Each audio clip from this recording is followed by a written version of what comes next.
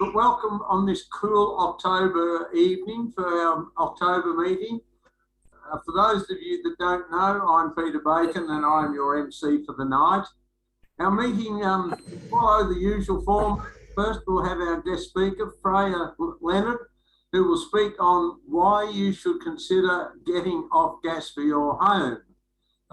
At this stage, Freja, I must tell you, I'm sitting in a gas-heated house, very comfortable. Following on from that, we'll have a short musical interlude so you can refresh. Then Harry Lewis will give us a rundown on the finish of our time with Microsoft and the final cleanup phase of the operation for members who have not secured their data. Followed after that by iHelp to talk of their work with members' troubles and answer any queries members may have. And finally, to finish the night, a few words from our travelling president, David Stoney Gibson, who travelled to Europe and back, and in all that time he remained virus-free. So well done, David. So before we get the meeting going, there's just a couple of procedural matters. As this meeting is being recorded, as you've been advised, if you don't wish to be seen out in the World Wide Web, it's best to turn off your cameras. But if you're quite happy, we'd prefer to see your smiling faces. But during Freja's talk, if you wish to ask a question, that use the raised hand at the bottom of the reaction icon at the bottom of your screen. That's only for Windows people. I'm not sure what you Apple people use. And remember to lower it after you've asked your question. Otherwise, we'll keep asking you what's your question all night. If you have a detailed question that may require a more detailed answer, put your question in the chat and your email address, and Freja will send you an email later. So let me introduce our guest speaker. Freja is currently a gas campaigner for Friends of the Earth Melbourne. Over the past 2 years, as the Renewables Not Gas program coordinator for Lock the Gate, she has coordinated with local governments in Victoria and New South Wales to take practical steps to decarbonise gas at a municipal level. She has over 15 years' experience in a range of portfolios, including climate, energy and waste, both within state parliamentary offices, as well as in the not-for-profit sector. Prior to this, she has worked in corporate environment management for small and large bureaucrats. So over to you, Freja. Thanks so much for that warm introduction, Peter. And thank you also to the Melbourne PC Users Group for having me here tonight. It's a wonderful opportunity to talk to a different group than I normally reach out to.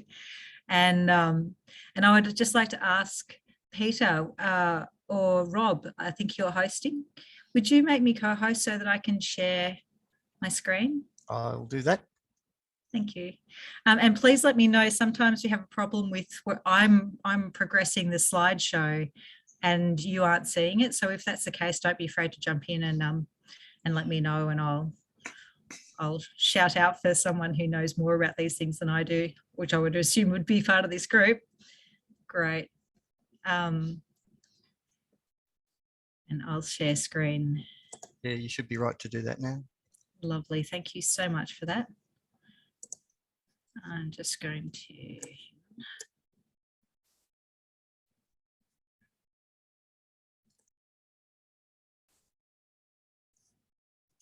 Okay. Beautiful.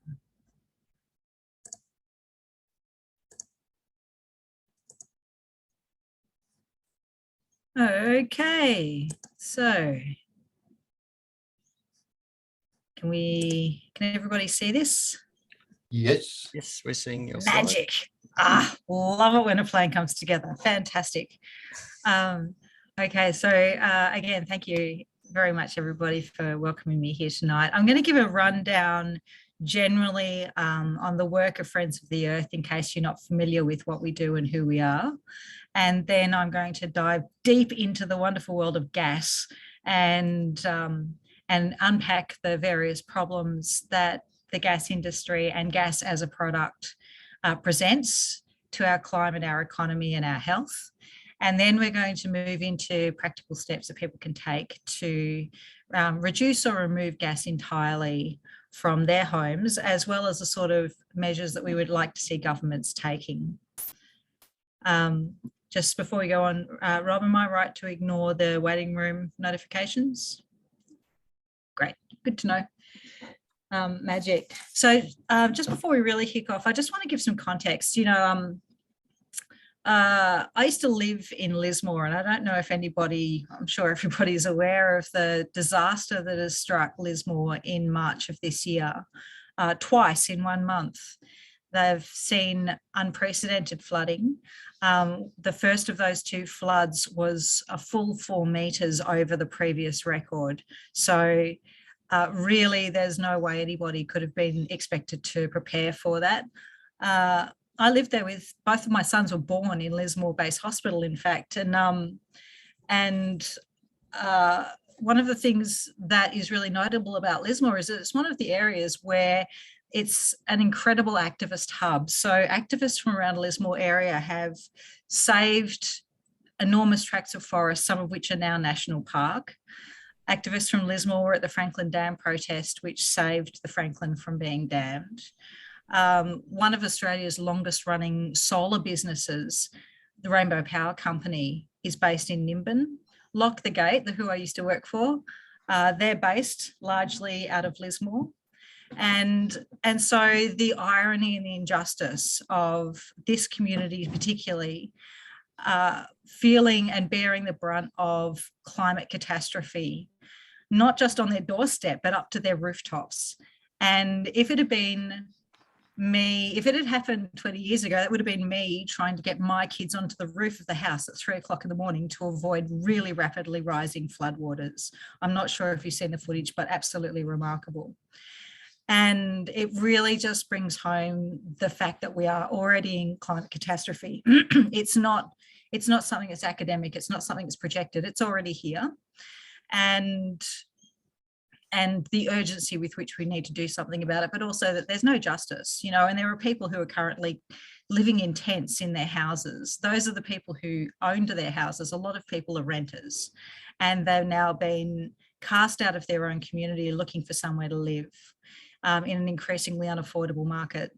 This is catastrophic climate change. So this is part of what inspires me to do the work that I do.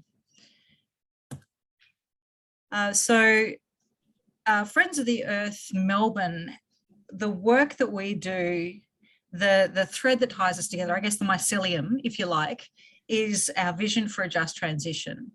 We have a number of different programs and campaigns that we operate within Friends of the Earth Melbourne. And they all generally come under the umbrella of Act on Climate.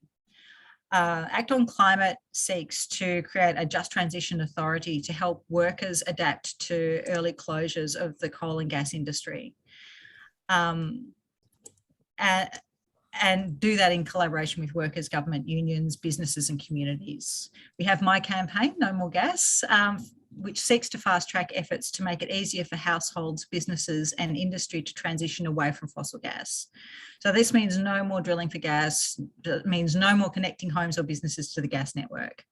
We also have Yes to Renewables, the more positive campaign. Mine's all no. And Yes to Renewables wants to get on with, you know, assessing new onshore and offshore wind projects, including a fully funded transition plan for the early coal closure and maximising manufacturing opportunities in the Latrobe Valley. And we've already seen that Loy Yang A plans to shut 10 years ahead of schedule. And we're just going to keep seeing this happening. So we really just need to make sure that we have a transition, an active, useful transition plan for those workers and those communities, so they're not left high and dry as they were when Hazelwood Power Station closed. Obviously, protect native forests. And this has been a long campaign for Friends of the Earth Melbourne. Victoria's native forests, I'm not sure if you're aware, but certainly the mountain ash forests, they're the tallest flowering trees in the world, but they're also the most carbon dense. They absorb more carbon than any other tree in the world. And this is how come they've been able to sequester 1/4 of Victoria's emissions in the year 2019 to 2020, despite being clear-felled and napalmed, and that's literally what is happening in Victoria's forests right now. So we want the Victorian government to urgently and rapidly transition out of native forest logging. And we have the Sustainable Cities campaign. We need public transport that's accessible to all, services all communities, and that starts with a better bus network in the western suburbs. So I'm just going to unpack these a little bit more now. For Act on Climate in detail, they intend to work with communities, workers, tying in workers, unions, businesses and other stakeholders to build a strong and diverse pro-climate action constituency that the government can't ignore.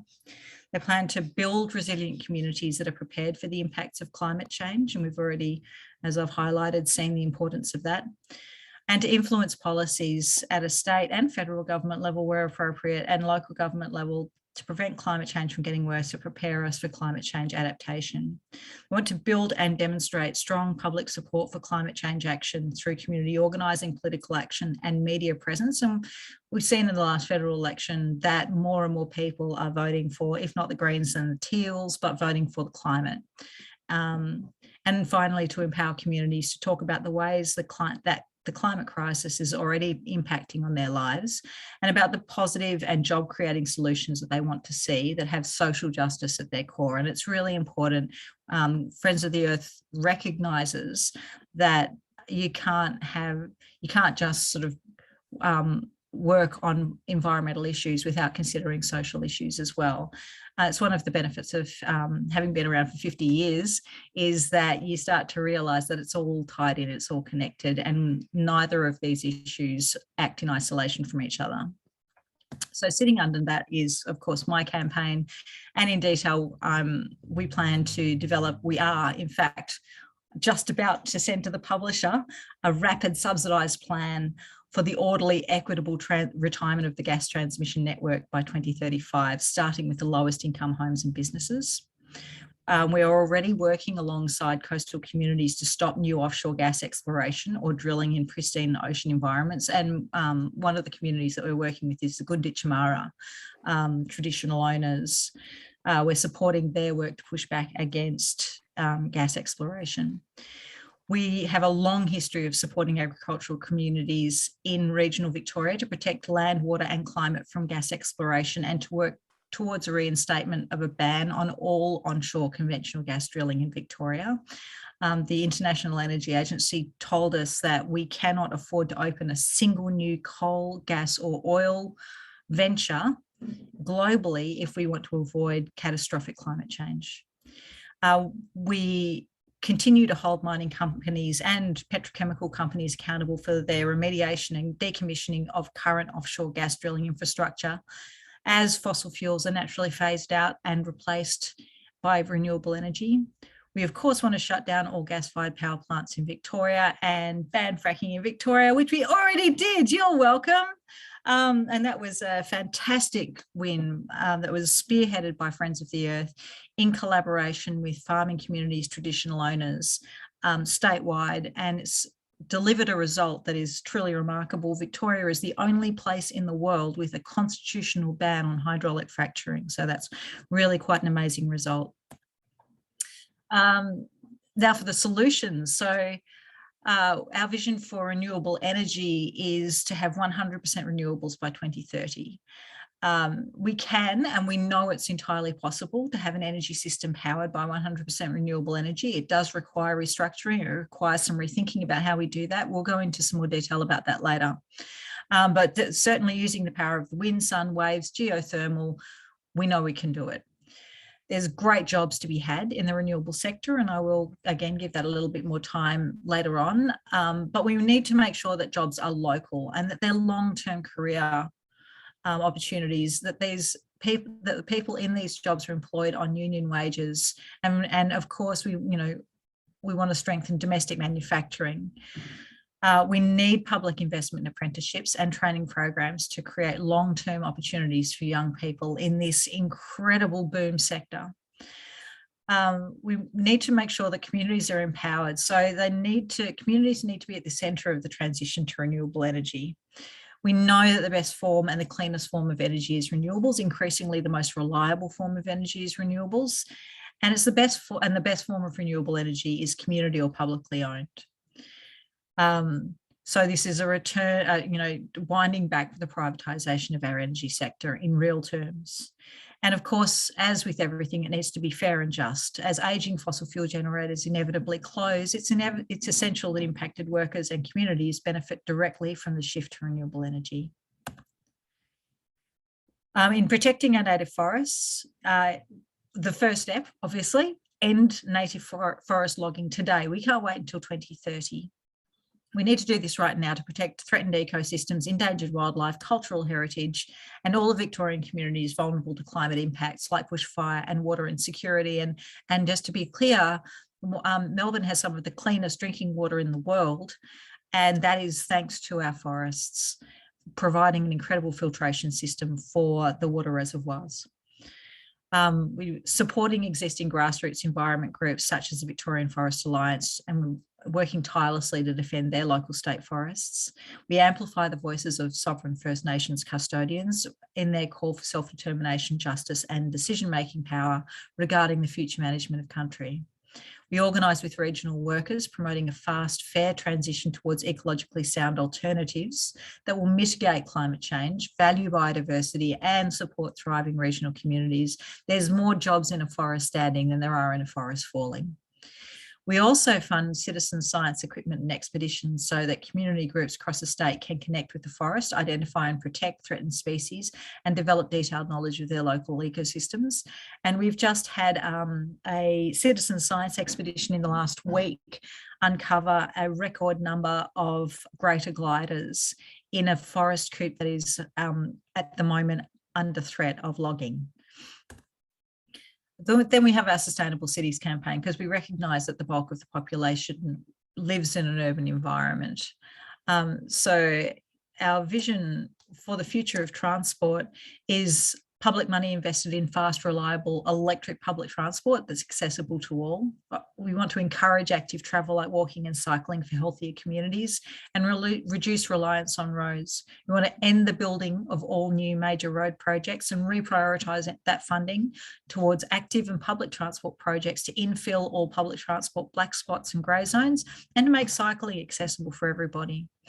We want to end all new toll roads that put profits into the hands of corporations and further disadvantage the communities that need to use them. But also it's worth noting that, that toll road companies like Transurban place an enormous amount of pressure on governments to continue to commit to road projects and prioritise those over public transport projects. And we think that that state capture needs to be destabilised.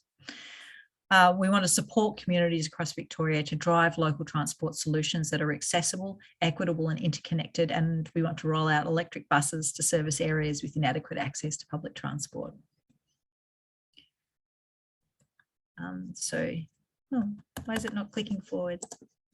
Come on. Oh, there we go.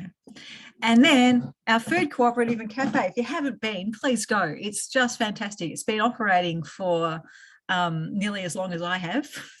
And working with the community farmers, ethical suppliers for over 45 years to reduce waste and prioritise the environment, offering affordable and healthy organic, vegetarian, vegan sourced food, mostly from locally sourced ingredients. What they haven't put in their blurb there is that it's also delicious. I eat there every time I'm working from the office. It's a not-for-profit, so every cent spent goes right back into keeping the business running. It's collectively owned and operated with volunteers, community programs, coordinators all working together. It provides a community hub. It provides a place for meetings to take place, forums to happen, sometimes film screenings, as well as educating the community to support ethical food production and choose waste reducing alternatives. They have an ethical and environmental buying program where they source products based on nutritional, ethical, social, environmental practices. And of course, all products are palm oil and genetically modified organism free, which is in line with our local and global campaigns, because Friends of the Earth is also an international organisation. And of course, waste free. So you can turn up with your containers and fill them up on site with, nuts, grains, pulses, whatever you like. All plastic free, all organic, sometimes even biodynamic and as local as possible. alongside specialty items made by small-scale producers. And also, I pay my respect to the late, great King Jack Charles, as we are calling him, where he based himself in the Friends of the Earth office, and he always found it to be a warm and welcoming place for him, and we sorely, sorely miss him, and we're very sad to see him go. So before we move into the gas space, do we have any questions? Anything that anyone wants to raise wasn't clear there? No? Magic, I'll take that silence as a good sign. So, so welcome to the wonderful world of no more gas. One of the primary reasons that, well, here's a list of the reasons why gas is not okay. So it's volatile across all categories. It's volatile. It's bad for the climate. It's up to 85 times more climate polluting over a 20-year period than carbon dioxide. And that is really critical. In this decade, we have to turn around this is our last chance to turn around dangerous climate change. So any methane release now is going to continue to be a danger to the climate over the next 20 years. We don't know how much this is impacting on the climate because the underreporting of fugitive emissions by industry makes it impossible to measure the overall climate impact. It's polluting from the point of exploration right through to end use, production, processing, whether it's onshore or offshore, all polluting to the environment. It's also not great for human health, creates a range of human health problems in our homes and businesses. And bear in mind that a lot of Victoria's hospitals are heated by gas and schools as well. So, you know, it's not great that it has its health impacts. As anyone who has a gas bill will be able to tell you at the end of the winter bill shock period that we're all going through, gas prices are volatile. They've doubled over the last 12 months. On the East Coast, we're beholden to basically cartel prices. And we also have to pay a service charge to maintain the gas mains, and that's charged at industry discretion. Gas industry jobs are tanking across Victoria and Australia. And of course, it explodes. It literally explodes. So how do we find gas? We send a ship out into the ocean and engage in what we're calling seismic blasting. It is very bad. It's 250 decibels every 10 seconds, 24 hours a day for months. And how loud is 250 decibels? It's louder than the Hiroshima bomb. It covers an area, hundreds, thousands, millions of hectares of ocean. And there are observed impacts from seismic blasting on whales, dolphins, crayfish, zooplankton, which are the larder of the ocean. That's the primary food source for a lot of marine species. And these impacts can include chronic impairment and also death. We're concerned that the approvals process is quite opaque at a federal level. And these are mostly governed by federal government, but also, you know, state government has a bit of an impact on that as well. And they have been found to approve licenses in error. Anyone who paid attention to the spectacular win in the federal court of the Tiwi Islanders against Santos in drilling the Barossa field will know that that fell over because Santos, NOPSEMA had approved a permit without traditional owners actually having been consulted. So that's you know, an example of how NOPTA and NOPSEMA function or dysfunction. In terms of production, gas leaves a legacy of toxic leakage. So wellheads, here's a series of different kind of gas rigs that are out in the ocean. We don't often see them. They're so far offshore that they're out of sight, and so they're out of mind. And, you know, and even if you do see them above the ocean, they all look relatively similar. However, beneath the ocean, there's a range of different ways that they can impact the ocean floor and the marine environment. What you don't see is that wellheads need to be lubricated and cleaned with hydrochloric acid. The leakage of methane and other chemical pollutants can be found up to 2 kilometres away from a well site. Obviously, if you can look at what's going on in this picture, ocean floor disturbance is rife with the installation and maintenance of a gas or an oil rig. And then at the end of its life, the decommissioning levies are often hopelessly inadequate. Less than 10%, more like around 8% of the decommissioning cost. So decommissioning at end of life is often pretty slipshod and not very well done. So how do we move gas around the state? This picture here, this image is of just the high pressure pipelines that transport gas around Victoria and then from Victoria out into other states around the country. If I'm not sure how well you can see this, but there's a number of different elements to this, and particularly I want to call the compressor stations, these yellow dots here, to your attention. This demonstrates that the gas needs to be recompressed along the line as it's transmitted along the high pressure main lines. That's because it leaks. It leaks at an incredible rate.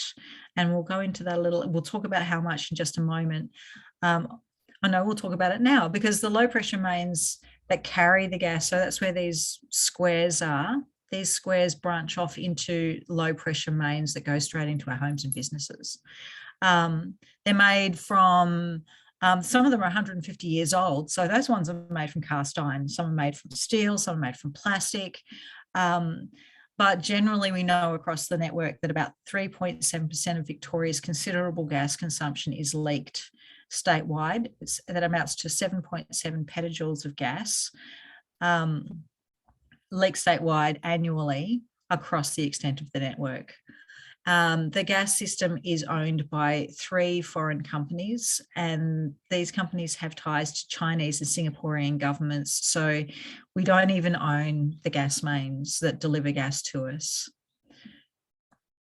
Gas use in Victoria. Oh, I just discovered the other day that Crown Casino has, we call these the pigeon singers, those gas brigades that send off gas flares. I don't know if you've seen them in action. They're amazing, they're startling, they're beautiful, but they're also horrendous because it's just climate change, gratuitous climate change in action.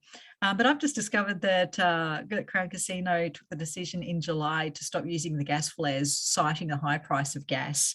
They also claim to have concern about the environment, but I'm a little skeptical, but great if whatever it is, whatever got them there, fantastic. So gas use in Victoria is massive.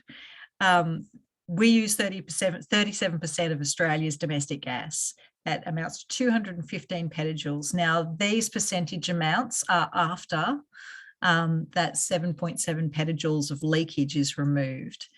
60.5% goes into residential and commercial buildings, 30% goes into industrial process heating, 8.5% is in gas power generation, and 1% in industrial feedstock. So that's for instance, creating ammonia for fertilizers and explosives. It's to help create plastic films for industrial feedstock, and that's a very hard sector to shift off gas. Across Victoria, we have well over 2 million gas customers. In fact, just a little over 2 million in residential alone, 64,600 commercial buildings tied to gas, and 600, or a little over 600 actually, large industrial gas users. And so those might be smelters, they might also be crematoria, but that's the high heat, hard to shift industries of gas. But 80% of Victorian households are connected to gas, and that's really where, as you can see, most of our problems are at. And we also are aware that while we know that 7.7 petajoules of gas are leaked through the gas main system, we don't know how much gas is leaked behind the meter.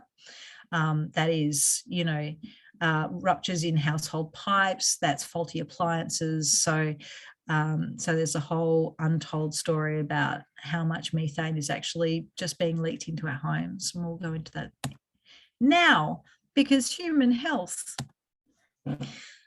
there's a bunch of different health impacts. There's a bunch of different chemicals that are released in our homes when we have gas connected. There's unburnt methane, and that's a constant problem. It's under-recognised, but this year a Stanford-led study released findings that methane leaking from gas stoves installed in US homes, so we don't have these studies done in Australia at the moment, even when your gas stove is turned off, this leakage has the same negative impact to the environment as the carbon dioxide emitted from around 500,000 petrol cars in the US. So that should give you some idea of, even when your stove is off, even when you're not using gas, it's still a problem in your home. But when you are burning it, it's releasing nitrogen oxide, it's releasing carbon monoxide, it's releasing carbon dioxide and fine particulate matter, and all of these different, this cocktail of chemicals and particles has been tied to obviously respiratory illness, understandably, headache, fatigue, nausea. There's a range of different health consequences of having gas in the home. That's why we say that living with gas is like living with a heavy smoker in the household. And it's worth noting that across Victoria, Australia, and the world, we're increasingly banning smoking in buildings. We don't allow smoking in a hospital. We don't allow smoking in a school, and we haven't done for some time. And yet we still allow gas appliances inside buildings. So that should give us all pause. It's tied to a 12% increase in asthma prevalence. It's carcinogenic. It's hormone disruptive. It's most likely to impact lower income homes where there are older, less frequently serviced appliances, and also homes that are less efficient. And so they will be, turning the gas heating up just that little bit higher because they don't have the thermal efficiency. We know that improved ventilation can reduce but not remove these risks. And we also know that these risks disproportionately affect the very young, very old, and people who have pre-existing health conditions. And then we get to the economic concerns about gas, and the prices are set by industry, as I was saying before, and they will charge whatever they think the market can take. Of course, they're doing it they have profit motives. They're invested in gas exports, and it's 80% of Australia's gas is shipped offshore. But then 10% is actually used as energy to create electricity to help compress that gas and prepare it for export. So 90% of the gas that we're drilling out of Australia is leaving the country in some way, shape or form, not being used onshore. In Australia, we've seen, particularly on the East Coast, gas bills double over the past 12 months, as I said, and gas companies in Australia are enormously subsidised, with 94.7% of the profits, let's just call it 95% of the profits, sent offshore. This is a breakdown of the money go around for gas at a federal level. So the fossil fuel, and it's actually impossible really to separate coal, gas and oil. So I'm just chucking them all in the same basket for now. But $1.15 million donated in the last financial year to Coalition and Labor, $11.6 billion in federal subsidies to these industries in the last federal budget, although I note that not all of those subsidies have been spent. And I also note that the federal government is under an enormous amount of pressure from the Teals, the Greens and crossbenchers to not divest that money into fossil fuel industries. But when we give them $11.6 billion, $7.6 billion comes back to us in royalties. And then the fossil fuel industries walk away with $115 billion in sales and pay zero income tax. Anyone who is on this webinar today is, I guarantee, paying more income tax than the 60 APPIA members in 2020, which is really absolutely remarkable. Also, what's not included in this graphic is that a further $5.7 billion actually stays onshore in wages for local jobs. So we're not disregarding those jobs. However, we are pretty convinced that if you took that $11.6 billion in subsidies and just gave it to fossil fuel industry workers, you would probably be better off at the end of the day. But this is definitely what state capture looks like. And then, of course, you know, it hits us in our pockets as individuals and as business owners. We, in just the month between December last year and January this year, in summer when people are not using a lot of gas, it's the lowest gas using time, you know, for Victoria. We saw non-payment gas disconnections leap from 177 to 321 for residential and small businesses. And, you know, I mean, look, it's been a really tough time coming out of the pandemic.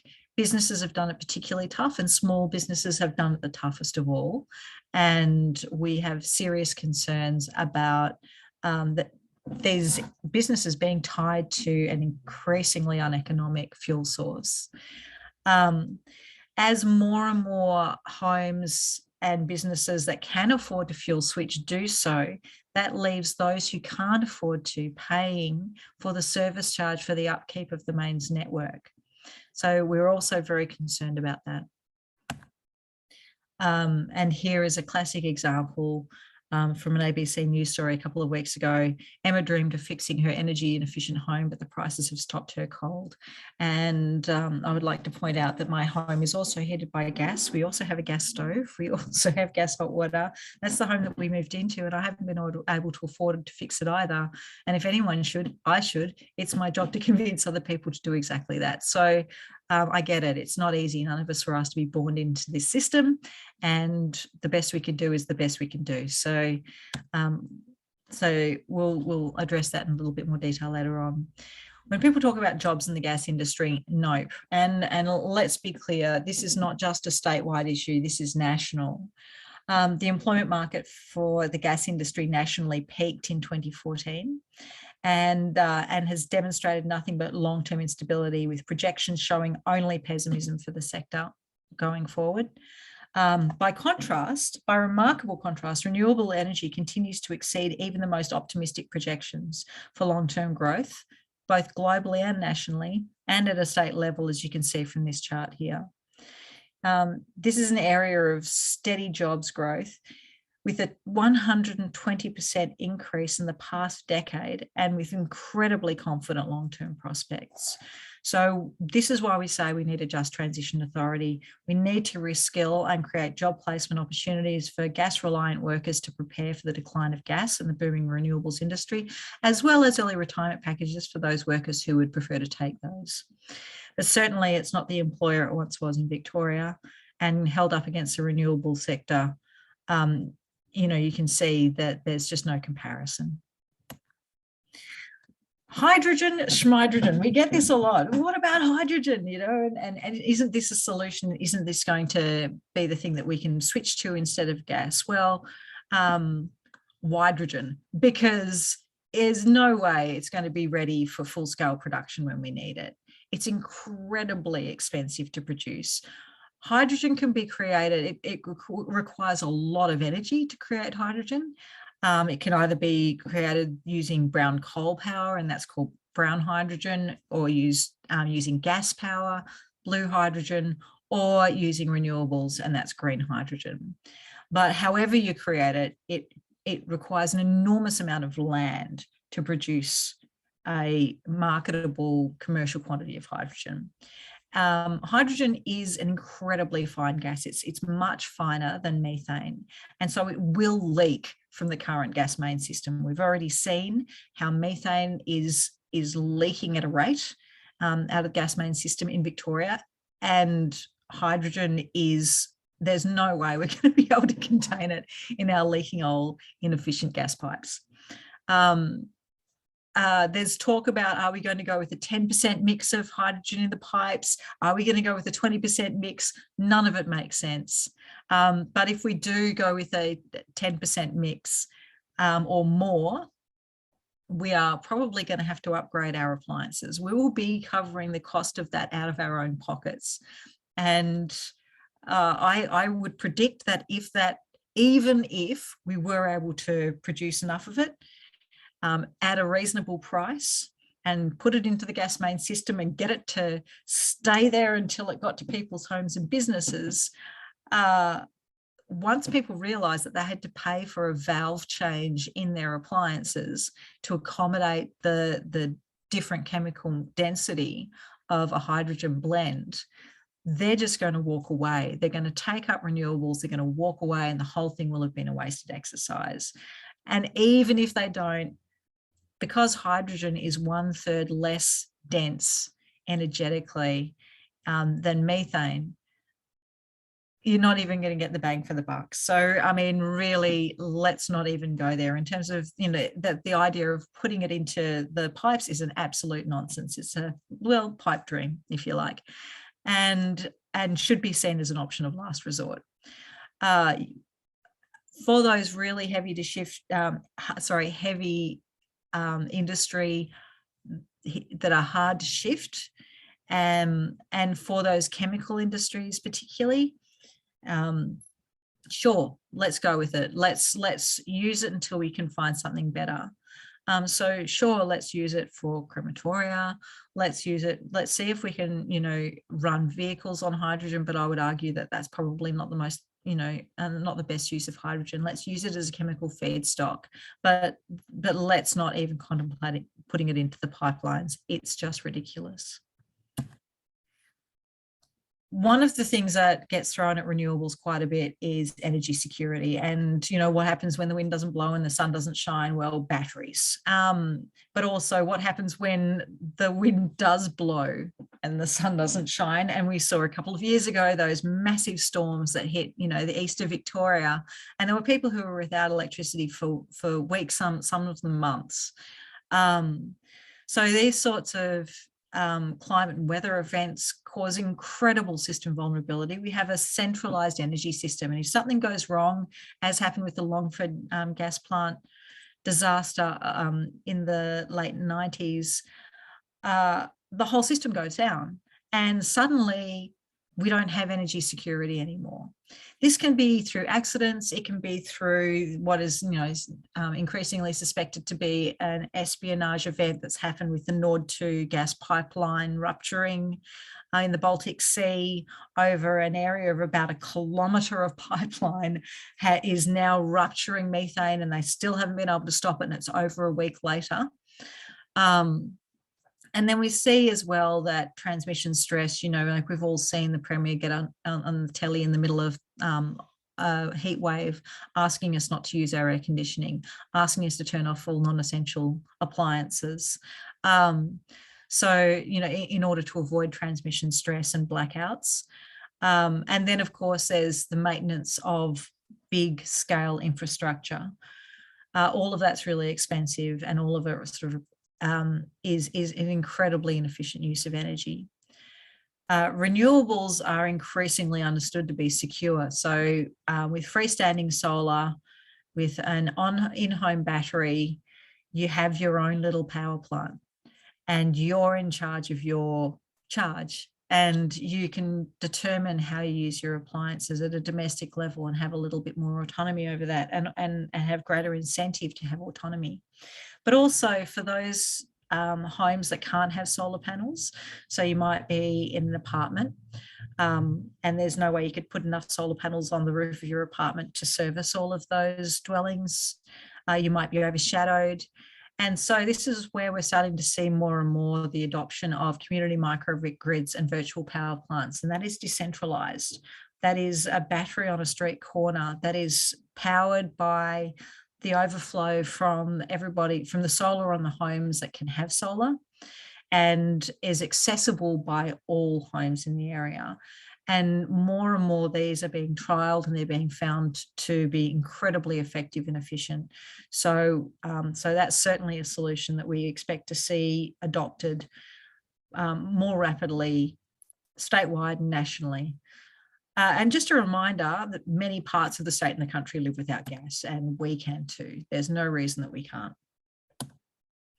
So we're getting behind a just transition. We want to see no new gas connections statewide. We want to see a plan for subsidised orderly retirement of the gas transmission networks by 2035, starting with the furthest homes at the extent of the network and those that are lowest income, homes and businesses. So we want a means tested series of thermal efficiency retrofit packages and clean electricity upgrades for homes and businesses. We want to see no new gas licenses or developments for any further drilling or exploration. We want to see a rapid retirement plan for all of the current gas facilities and projects. And we want to see the adoption of community and government-owned microgrids. We're very clear that the only way to avoid cataclysmic climate change, unacceptable pollution, associated health impacts, and to manage our energy costs in a way that we can still be comfortable is to transition to a renewably powered all-electric energy system. And just this picture here is an image from Totally Renewable Yakandanda, which is a community-owned microgrid system which has been operating successfully for years. So what can we do? Solutions time. The first step and the most critical step is to maximise efficiency. We need to make sure that the thermal envelope of our buildings is as efficient as it possibly can be. And we're delighted to see the Victorian government and in fact the National Construction Code adopt a minimum 7-star energy standard. And that's great for all of the buildings that are being renovated or new buildings, you know, still under development. But what does that mean for people like me living in my little house in Frankston that was built in the middle of the 80s when nobody was really insulating homes properly or thinking about thermal efficiency very much, you know? So what can we do in our own homes that's affordable and manageable? And so some of these ideas are going to be maybe out of people's price ranges, and that's how come there's a range of different options here. I mean, obviously preferable for floors, underfloor insulation, but if you can't afford to do that, carpets, or as I like to call them, floor blankets and rugs are a great way to go. Draft stopping always, draft stopping under doors, making sure that you have that, I don't know if you've seen it, that stick-on foam seal that you can put around a door or window frame, blowing insulation for walls and bats. Bats are the only option for the roof. Unless someone has a better idea, please let me know. I'm always happy to be educated. Windows. So if you can afford to double or even triple glaze your windows, by all means do it. It's great as well for keeping out sound. But if you can't afford to, there are window films which are unfortunately plastic. They're effective though, and then it's not single-use plastic. And you can just go and pick those up from your local hardware store. Some people use bubble wrap, which is great if it's a window that you don't really care about looking out of. But always to be using blinds and curtains and to have a pelmet over your curtain rod to stop the heat from escaping up from behind the curtains. And I mean, you know, in our house, we have not ever had the air conditioning working. We've just had to learn when you open windows to the east or the west to let the heat in or out. And so you get to know how the thermal flow of your home works and work with that as best you can. Once we've exhausted all of the energy efficiency measures, and I say this often, you know, we don't know how much energy we do need until we know how much energy we don't need. Once we have exhausted all of the thermal efficiency options, then we start looking at fuel switching. If you can install solar panels on your property, please do. If you can go the extra mile and have a battery fitted, then do it. And increasingly there's low and I think the government is even looking at zero interest loans for batteries, but I know that there's low interest loans that you can pay off at the rate at which you would normally pay off a power bill to install solar panels and batteries. Of course, always chuck on a jumper before you chuck on a heater. There are now electric throws and blankets on the market that people are finding to be incredibly efficient and effective. A little known fact is that you can use your air conditioner as a heater. If you have gas heating and a split system air conditioner, please don't use the gas heating. Just use the split system air conditioner. It's going to be more energy efficient, it's going to be more economic, and it's going to be every bit as effective in heating your home, sometimes even more effective. If you're only using a small part of the house, a lot of this stuff is just common sense, right? Use a small electric heater. Heat pumps are available. They're quite expensive though. In terms of my gas stove in our home, because we can't afford to just throw it out and replace it, so I've just got one of those little standalone induction cooktops from IKEA. Cost me $70. It's almost all we use now. And between that, the microwave and an air fryer, the gas stove is just sitting there looking sadly neglected and still gently leaking methane into my house, unfortunately. And then for hot water, rooftop solar hot water has been with us for a long time. It's tried, it's tested, we know it works. And salt and heat pumps are an emerging technology, or a increasingly adopted technology that people are using for hot water. But the take home from this is really, if you can't shut off gas completely, just get as close as you can, do the best you can, set yourself the get off gas challenge and see how much you can reduce your gas use in your own home environment or your business, and then see if you can better it and keep doing that quarter after quarter, gas bill after gas bill. It's worth knowing as well that there are programs available from the state government. So the Victorian Energy Upgrades program will help subsidise the upgrade of an old inefficient unit to a new, more efficient unit. Unfortunately, in the case of gas, this means an old inefficient gas unit can be replaced with a new, more efficient gas unit. We're really telling them to stop doing that. They reckon they'll be stopping that by the end of next year. We say, no, do that now. Like, stop it now. But if you have a split system air conditioner and it's inefficient, it's old, it's not working very well, then just get that upgraded and forget that you even have a gas heater. I strongly recommend that. As well as the solar homes and solar businesses packages that are available from the state government. And I'll drop some links into the chat at the end of this presentation so that people can follow that up themselves if they want to. Another amazing resource, and I just can't sing its praises highly enough, was created by the wonderful Tim Forsey, is the My Efficient Electric Home Facebook page.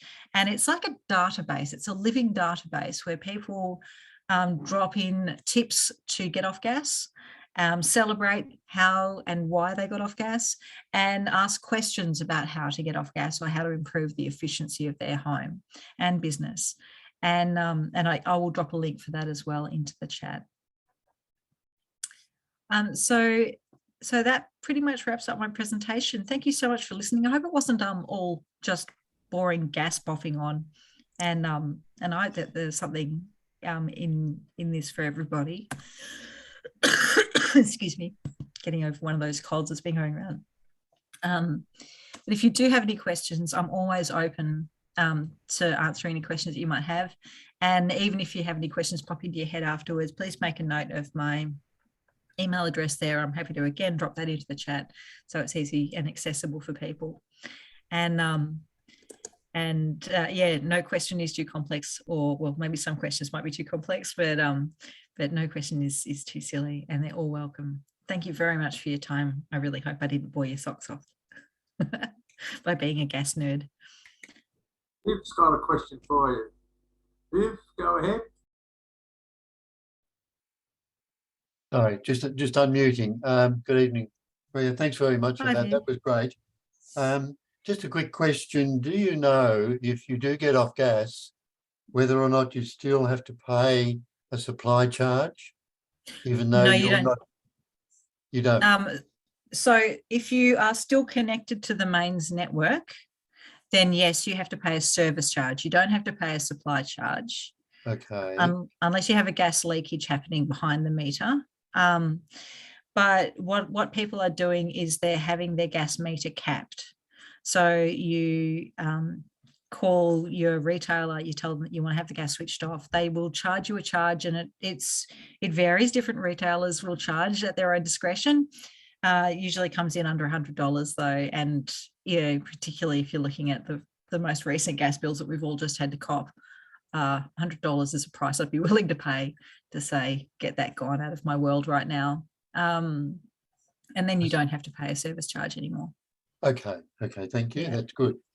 Yeah. You shouldn't have to either. I mean, that's crazy. No, it's not like the water companies that continue to charge you for, parks and that sort of stuff. No, you don't have to. Yeah. Okay, thank you. John. Freya, thank you for a wonderful presentation. I also have supported your organisation, and you're part of it. Thank you so much. But 30 years ago, I set about revegetating 1/2 kilometre of the Narracon Creek in the Strzelecki's. And then I found that Gina Reinhardt wanted to frack the country, and your team did a fantastic job with the gate in the Strzelecki's. That had an amazing impact and got the communities really talking together. It was very effective. Here in Mount Waverley, we slowly became aware of a gas leak in the main coming into our property, but didn't really register it until a major tree was poisoned by it. We're down to one last remaining gas appliance, and love your idea of the little induction cooktop. I've got one like that sitting on top of the gas stove too. Anyway, thank you very much. Terrific job.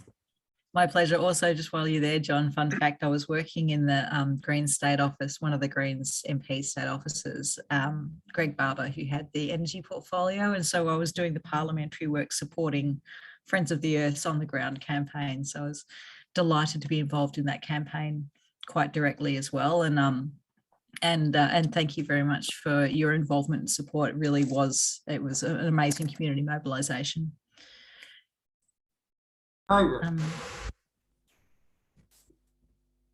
Yes, Freya, thank you very much for that. Most interesting. I made a couple of notes while you were talking. The first one was, what are your thoughts on the new Queensland plan for getting rid of fossil fuels over the next umpteen years? Do you think it's realistic? Look, it's super exciting to see them adopt a renewable energy hub. It's absolutely at odds with the Queensland energy policy to date, and it marks a really impressive turnaround. And doesn't it just demonstrate where energy is going in Australia? We are concerned that they're continuing to, they're not turning their back on export of gas and coal. So they will continue to produce gas and coal, but they're just shifting away from using it domestically. And while that is useful, as I just was saying, with the 90% of Australia's gas is exported, it's still, we're exporting a huge problem to the rest of the world, and we're exporting a huge problem into the climate as we do that. And particularly that Queensland's gas is coal seam gas. And anyone who's seen that footage of the Condamine River being set on fire will know that the coal seam gas industry is laying waste to vast tracts of Queensland, and particularly the food bowls of Queensland. They're doing that against the wishes of traditional owners and local farmers. And so I won't be really impressed with the Queensland government announcement until they declare that they will no longer be honouring export contracts. Yep. Thanks for your question. There was a little thing in your presentation there, Freya, about holding the fossil fuel companies accountable for remediation, which in principle I absolutely agree with. But do you think that that may also pressure them into trying to hold out longer? Well, I'm not saying let them off the hook, but yeah, and it's a fine economic balance, because increasingly these assets are being seen as stranded assets, which is another longer way of saying liabilities. So if by maintaining those, because there's a series of environmental requirements that they need to do to maintain healthy groundwater, which they often fall disastrously short of, or, you know, there's a number of regulatory or legislative obligations to these companies to maintain a certain environmental standard, and that costs them money as well. So it's really just about the economic balance. But I think it's been really interesting to note that, for instance, Tamboran, who bought the Beetaloo exploration license in the Northern Territory from Origin Energy.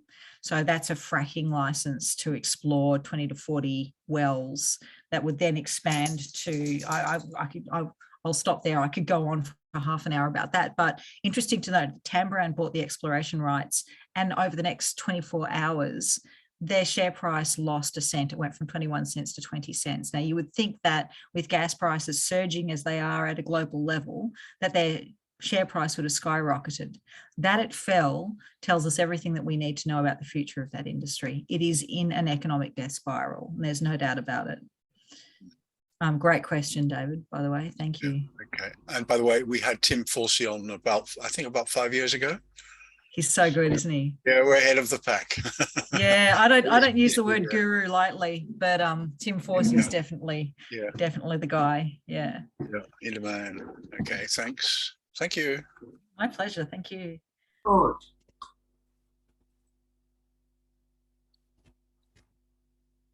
On You're mute, muted, George. George. Oh, I do that too all the time. apologies. First, thank you very much for a very interesting presentation with an awful lot of facts to digest. But you didn't notice and didn't mention another source of non-polluting energy. Is there any future in nuclear power in Australia? Okay, it's a, I hear this question a bit, and it's quite apart from the fact that it's currently prohibited nationally at a federal level. It's illegal. Even if it were completely legal, and with Australia being a uranium producing country, so we can produce our own uranium, the amount of time that it takes to build a reactor is incredibly long. It takes about 10 to 15 years to build a nuclear reactor. The amount of energy that goes into building a nuclear reactor that is going to be as leak-proof as possible is substantial and almost negates the point of building the reactor in the first place, particularly when you factor in the energy that goes into managing the waste that comes out of that reactor. And then finally, the decommissioning of that reactor. And I would urge anyone who is curious about the future of nuclear power to investigate there's actually a Wikipedia page that keeps track of all of the leakage incidents that happen nationally over from the large and small reactors, particularly around Europe, where they have more robust reporting mechanisms. They all leak all the time. And I would ask anyone here who would be happy to have that on a river near their place, who'd be happy to have a nuclear reactor anywhere near their home, who would be happy to have a waste storage facility in their area. So it's uneconomic. It takes a really, really long time. And given that we've got 10 years to turn around dangerous climate change, renewables are shovel ready. They're already working for us. I would say no, pragmatically no. That's not even me speaking as a dyed in the wool environmentalist. That's just economically nope. Unfortunately. Yeah. You've got another question?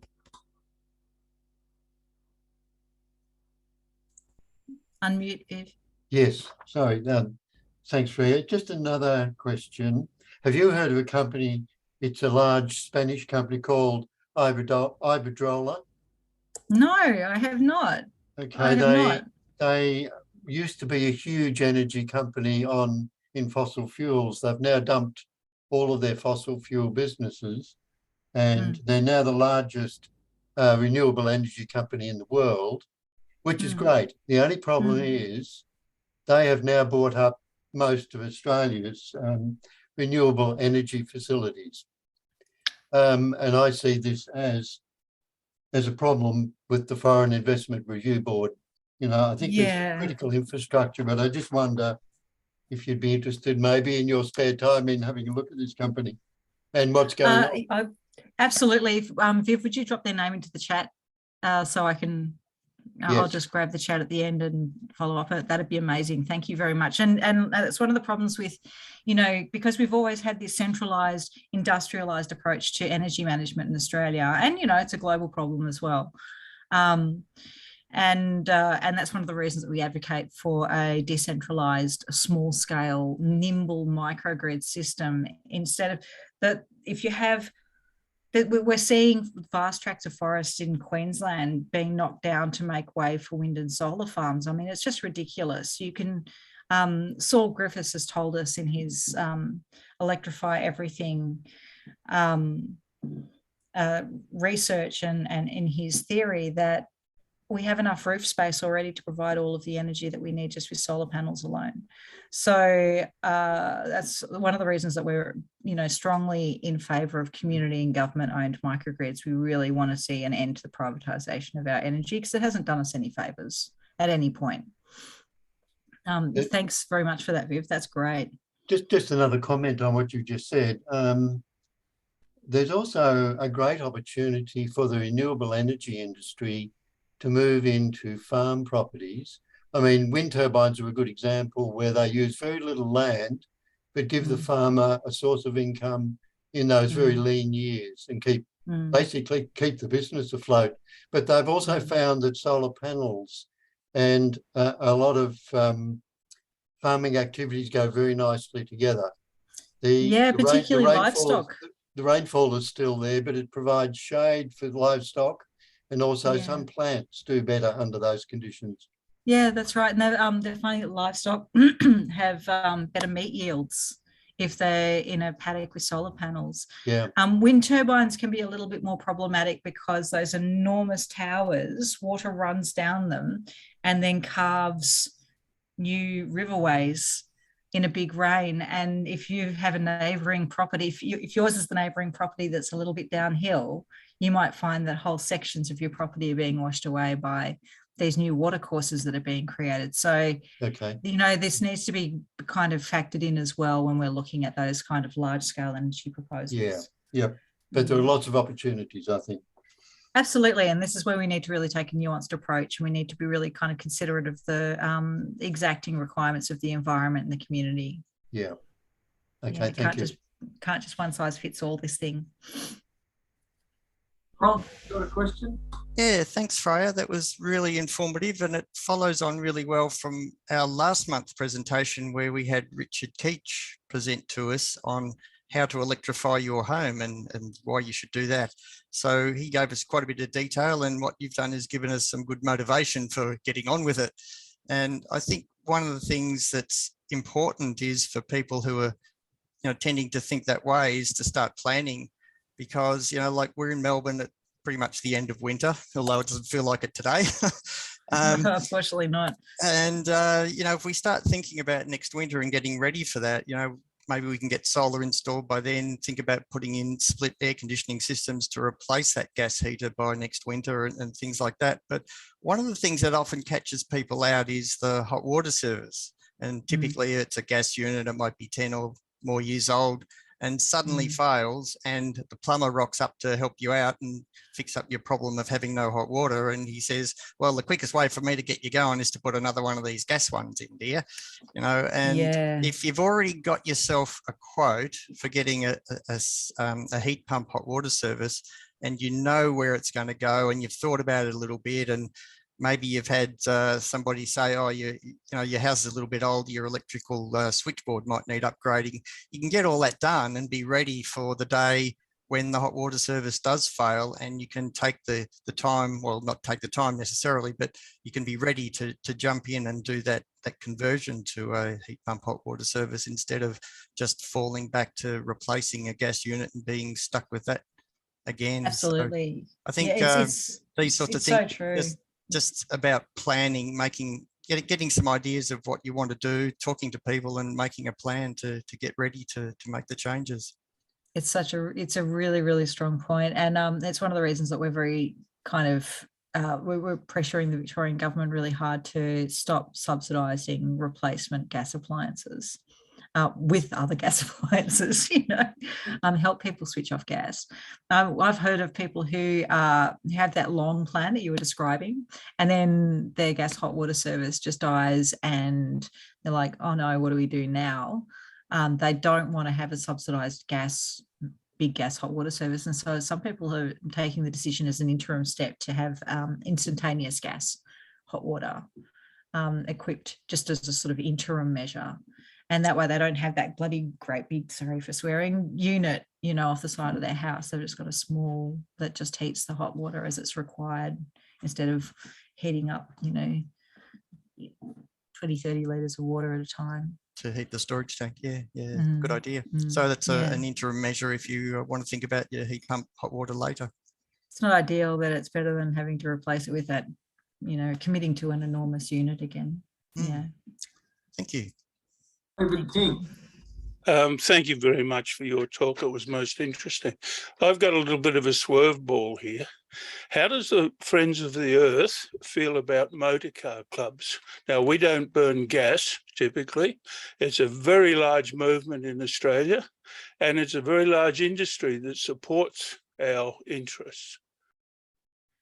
It's a great question. And I guess I can't really speak for Friends of the Earth because I haven't seen an established policy on this. I know that Friends of the Earth and I personally support every measure that we can to stop dangerous climate change. I guess my personal response, so without being able to really speak on behalf of Friends of the Earth in this regard, but having worked in energy and transport policy for Greens members of Parliament, I'm speaking, I guess, with a little bit of information, but my personal feeling is that if it's car clubs, and I've got to tell you, I know someone who has an Alfa Monza. There's 8 in the world, and they have the only right-hand drive Alfa Monza. It's the cutest thing, and they would take their delightful old cars to a car club. I love it as well. If I think those were the only polluting vehicles on the road, no one would have a problem, David. It's a matter of scale. And if we were doing enough that was drawing carbon down, and if we weren't chopping down the forest at the rate at which we are, and we were in fact starting to regrow them, and we weren't, blurting methane and carbon dioxide into the atmosphere at the rate at which we are, I don't think anyone would have a problem with car clubs. It's such a small part of it. You're saying that since we are doing all those terrible things, people do have a problem with car clubs. Is that what you're saying? I think it's that no, I think you've just put words into my mouth, but I think that it's the combination of, it's the cumulative impact of all of the things that are not being done right. It's also planes. I take one plane out of the air and you can run your car clubs forever. You know what I'm saying? Like it's really a matter of scale. So, but I can assure you, David, that Friends of the Earth are not coming after your car club, mate. And also on a personal level, I'm not perfect. I'm driving a 4-cylinder diesel. Diesel. I know it's a European diesel, so it's supposed to be more efficient, but we didn't ask to be born into this system. We didn't ask to be born into a system that's so hopelessly polluting and that's doing such terrible things for the climate. So I guess all we can do is the best we can. I take public transport wherever I can. And at the same time, I have my dad living with me. He's nearly 80. He doesn't drive, so I have to drive him to places sometimes. It's just, we do what we can. We do the best we can. And I don't think there's any point in beating up on each other about it. Just try and create the systemic changes that are going to make a positive difference, I think is more effective. I would think that the same would apply to the majority of us with our houses. Our houses were built in the, early 70s. The average of your listener here is probably 70. And so they've got houses that were built with gas, where that was the law. 10 rooms, each one separately heated with gas. And that's what we're still living with today. And maybe you are too in your house. I am. So it's terrible. It's not so easy to turn around and say, we'll rip out that whole big system. No, that's right. And start putting in reverse energy heaters in every room. That's not a easy problem. You say, well, I'm only going to use it for 5 years. Is that an economical idea? And yet someone might come along after you and want to use that space as well. So I guess this is where we're really talking to the government about helping particularly lower income households. And look, one of the reasons that we say, and catch me, Peter, if I'm going on for too long, but one of the reasons that we say that we want to start at the extent of the network, so the houses that are right at the end of the gas network, if we're just talking gas, but this is for example, and get them off gas sooner, because they are generally the lower income households. They are generally the less efficient homes.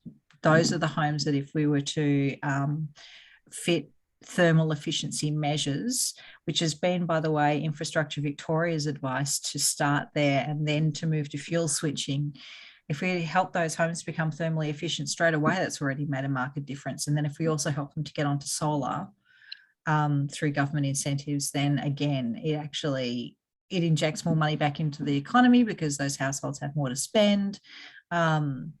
And it's a healthier result for people. There's less of an impact on the health budget. There's all of these reasons to do it. So you're right that it does need to be orderly, equitable transition plan. It needs to have timeframes. Those timeframes need to be adhered to. I'd love to go all electric tomorrow. I really would.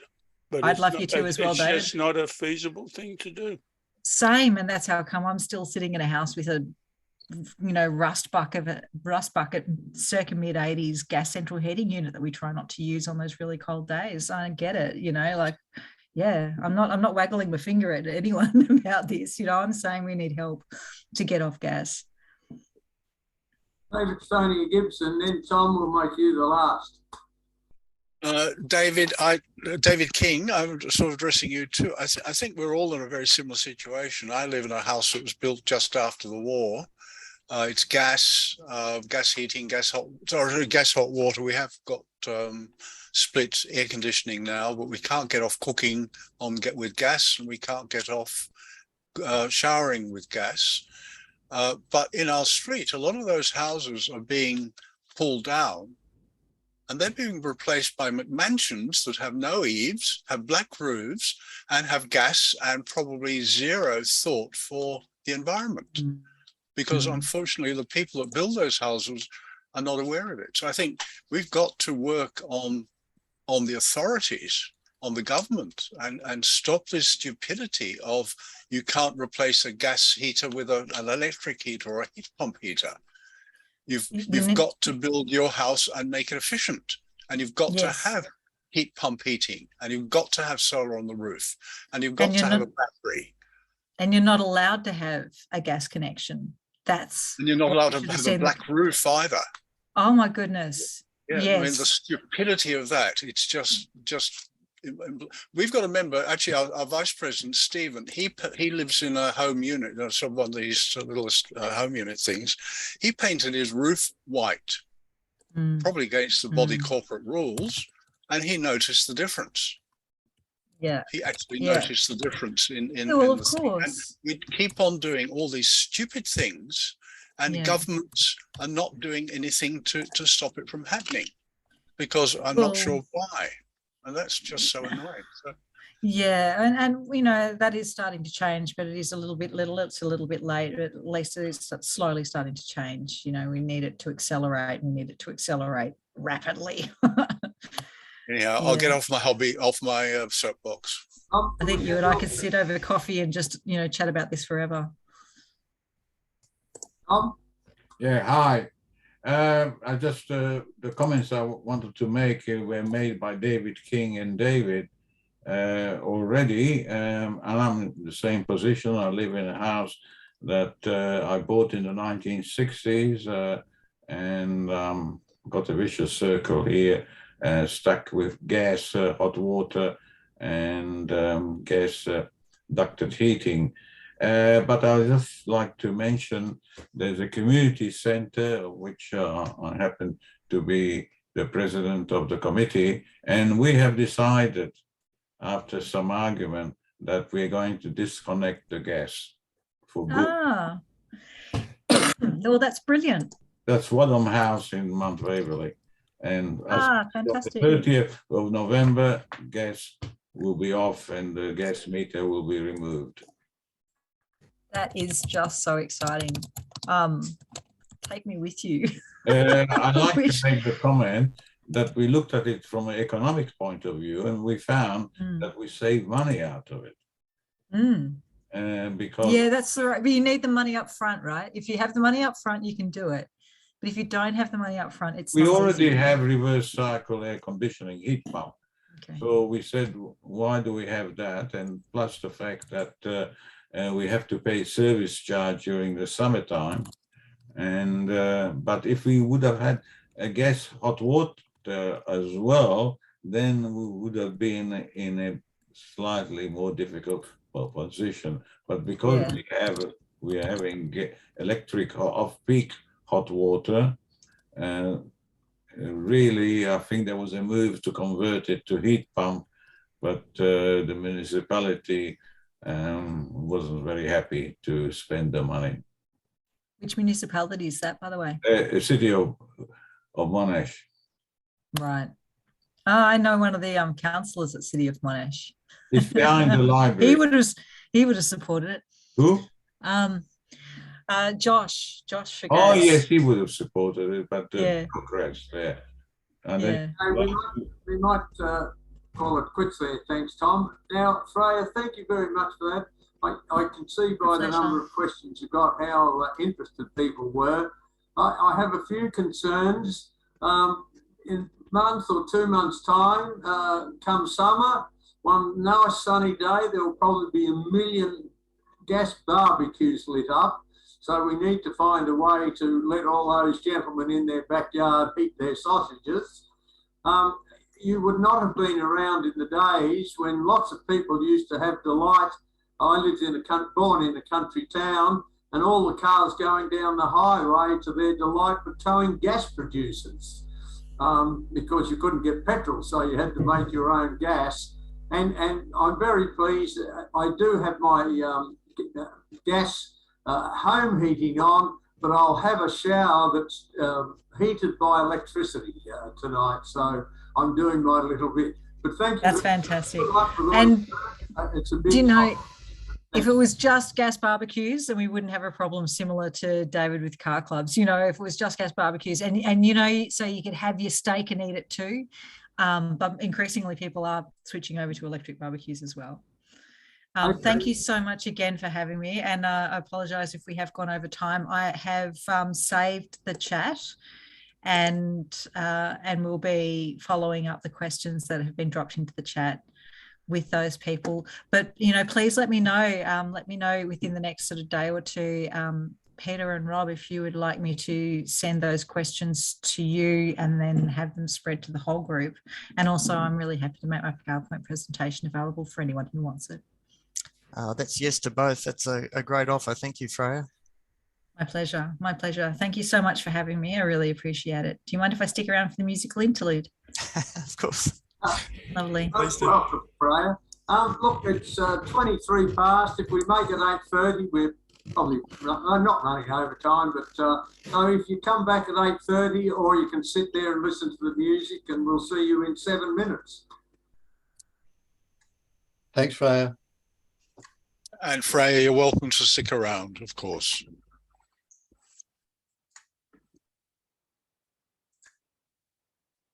I'd now like to introduce Harry Lewis, who's going to give us a rundown on where we are with our transition from Microsoft to Google. So over to you, Harry.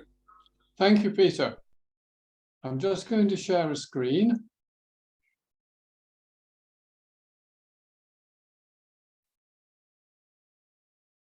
To remind everyone of our little history here. Can everyone see it? That's okay, yes. Good.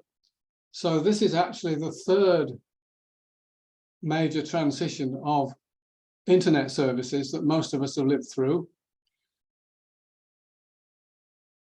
Staying with email for the moment, we had our amazing in-house service for the best part of 20 years. Towards the end of its life, the competition was hotting up, and the fact it was limited to POP and a mailbox of 10 megabytes became something of a liability. We then moved, courtesy of Microsoft, free of charge, to what we call the Outlook.com service, because it was hosted by that service of Microsoft's, what they called a managed domain, but it was essentially otherwise what survives as the Outlook.com service, except that we could create accounts and delete them and provide passwords. What happened then, we were actually in the 11th year of a service that had originated with Hotmail, which Microsoft had already bought in the late 90s, by the way. And they were closing the service almost as soon as we got into it, unfortunately. And encouraged us strongly to go into what was then called Office 365. Like its successor to Microsoft 365, that means a lot of different things, which is a bit annoying. So on the email track still, we moved over to Office 365, warming up in late 2014, and we cut over in February 2015. Importantly, at that point, members had 2 accounts with Microsoft, the Outlook.com account and the new Office 365 account with the same email address. Email could only arrive at one of those services, and it was arriving a new one, but many members have retained their second account with the MelbPC email address. And as of today, many of those people are using the OneDrive that they inherited from that service. Finally, the third transition is the one that's taken the longest, actually, because it was effectively launched in April 2020. New accounts were being created from July 2020, and that was a phased program as members were introduced to the new system. And during the phasing, during the introduction, members' incoming mail was received in 2 places. The new service, by virtue of a forward from the old service, also, for the first time, MelbPC migrated the data from the old service to the new. So members who were prompt would not lose sight of any of their email. Many of them needed a bit of a top up later on. We finally cut off access to the old service in December 2021. So the two-hander means that was because members were receiving email in 2 places. In the second column, there's the history of chat. So up to 2014, the leading chat service for MelbPC was Newsgroups. It died along with our in-house service because it was running from essentially the same servers. In fact, Malcolm Miles had registered Yammer with the MelbPC domain back in 2011, but that was very much in the background and not many people were using it. But once the Newsgroups died, Yammer effectively took over. At that time, it wasn't fully integrated with Office 365, but I think even within that year, Microsoft merged services like ours, where we're using the same domain, into the main Microsoft business service which we had. And so the single password then worked across the 2 services, which it hadn't before. In 2020, during 2022, we moved away from Yammer into Google Spaces, which is now amazingly active already. And Google Spaces is a sub-department of Google Chat, which comes in the package. And I'll say a little bit more about that in a minute. So historically, we didn't offer any cloud file store. In fact, nobody was calling it that back in 2013. But with our OneDrives, with our Outlook.com, there came a OneDrive. And that's been causing some interesting confusion in recent weeks. With the move to Office 365, we got the amazing 1 terabyte OneDrive in the package.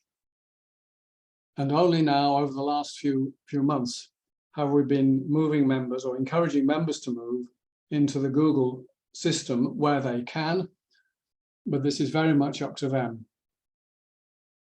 Another aspect of all this history is the single sign-on, that we've been able to outsource login to our private services, to Microsoft and then to Google, so that members have the one username and password, not only for all the cloud services, but also in our case, for example, for access to their personal record in in the membership system. And so I've tagged on at the bottom a reminder that another, in its way, almost bigger change has been in the membership management systems.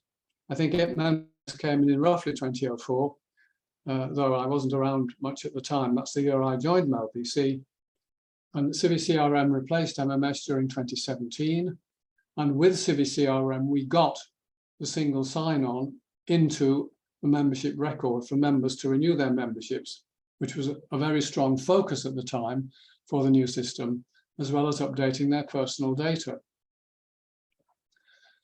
So I guess most of that is familiar to most of present company. What I might comment on is to what extent this is a microcosm of the development of what we now call cloud services, even over a short period, in this case of 9 years. But of course, the history is much longer. But if you look at the beginnings of the 21st century, there were what we now call cloud services, like cloud drives and so on. But most of these it was a fragmented market, if you like. You had one service for email, another service for cloud store, and so on. And progressively, over a comparatively short period, the major providers, which in the personal sphere are Apple, Google, and Microsoft, have built these packages, including all of these features, email, chat, and cloud file store. And if you've ever bothered to click the 9-dot application menu, which you can, of course, click now in Google, there are probably at least 20 apps you can access. So to some extent, this is part of the longer history of big companies, particularly Microsoft, buying out smaller services. As I say, I mentioned earlier, it bought out Hotmail in, I think it was 1998 or 1997, and so on. A final observation, and then we can have a more general discussion with time we've got left, is that there's the degree of complexity in what's happened to make these transitions in MelbPC possible. The transition from our in-house service to Outlook.com was conceptually quite simple, but it involved a very large amount of partly manual labor in the back office and the office to cleanse the data, and a lot of the data was entered manually into spreadsheets before it was uploaded into the Outlook.com system. But at that point, no data was being transferred, nor could it be, as most of you will have known. The older system had to use POP. There wasn't enough server storage, whatever the other reasons were, for it to support IMAP. So essentially, members had their own archives because they were using POP. When we moved from Outlook.com to Office 365, there was no automatic transfer. And in fact, that transition was, in effort terms, well, it was the same idea as the previous one, but it was almost all done by batch processing, by reporting and then using a tool in Microsoft to upload the accounts. A certain amount of data cleansing had to go on, but it was nothing like the scale of the first one. The transition we're just coming to the end of is by far the most complex. It involved the double arrival, the two inbox phenomenon I mentioned. The migration of data, that's the first time we'd done that, so that members ideally would find the same total mailbox when they arrived at Google. And they'd certainly have the same inbox because the inbox was sustained right through the process. And it took place over a very long period. The other aspect of the migration, which we're just coming to the end of, is the migration of OneDrive data. There was no question of that when we left Outlook.com. But of course, members have been gifted a 1 terabyte OneDrive. A comparatively small proportion of them have made very good use of it. Such good use that their OneDrive will never fit into what's available from Google. So what members do in this situation depends very much on their own position. Just the other day, I was on the phone to a member who had what looked like an impossibly large OneDrive of 115 gigabytes, I think, which of course is very many times larger than what Google provide. But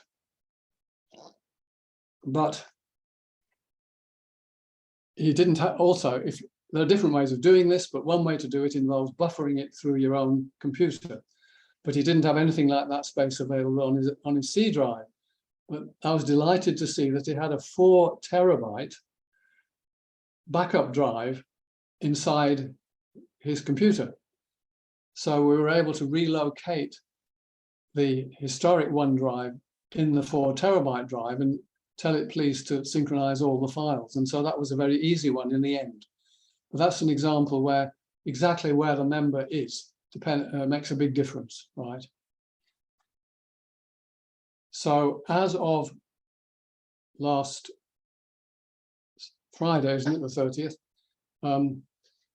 we have officially closed the last service that members use in the Microsoft system, which is the OneDrive. We haven't immediately switched off access to it for all members because the process of dealing with this will take some time. We are switching it off pretty soon for any member who said they don't need the OneDrive any longer.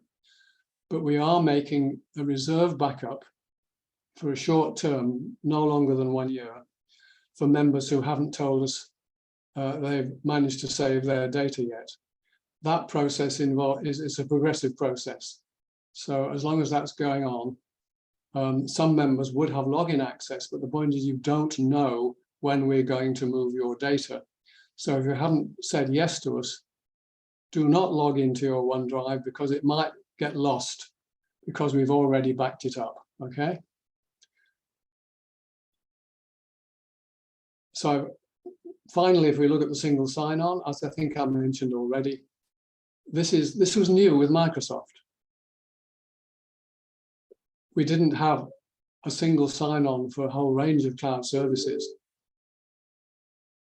And we weren't using somebody else's email and using their login to our own services. But the main services where we're doing this are the private areas of the website. So those of you who are keen readers of committee minutes, for example, have to log in using your MelbPC credentials. And of course, you can log in to CiviCRM, as I mentioned, in order to renew your subscriptions and or to tell us you've got a new phone number. I haven't touched in any way on the website, but I mentioned that CiviCRM, of course, that's undergone its own major changes and is under, I could say, continual review. It's certainly being reviewed now, but it is currently hosted as a WordPress application. So it's a WordPress application, as is CiviCRM. And I mentioned the leading providers of cloud services. If you talk about Cloud Store, the largest provider to business of Cloud Store, in fact, is Amazon. And we use Amazon Web Services for anything that we can't house in our own basement, I believe. So whereas this is an historic moment in relation to our Microsoft and Google relationship, it is part of a much wider history. And we're symptomatic of individual users as well as companies in moving away from a world of fragmented applications to a world of integrated packages, which in some ways makes life an awful lot easier, but of course in other ways limits your choices because you're motivated to stay with your package because of the overhead of managing multiple logins, particularly in a company. So that's why Google and Microsoft are head to head in the wider world in providing company services. So I'll leave that there. I'll be welcome any comments or questions on this. Shall I take the? Have to take the screen share off so that I can. Once I've found my way back, I've got to find my way back now. Wait a minute. I'll try and switch that off. But in the meantime, I can happily see some of you. So I'm welcome to take any comments or questions.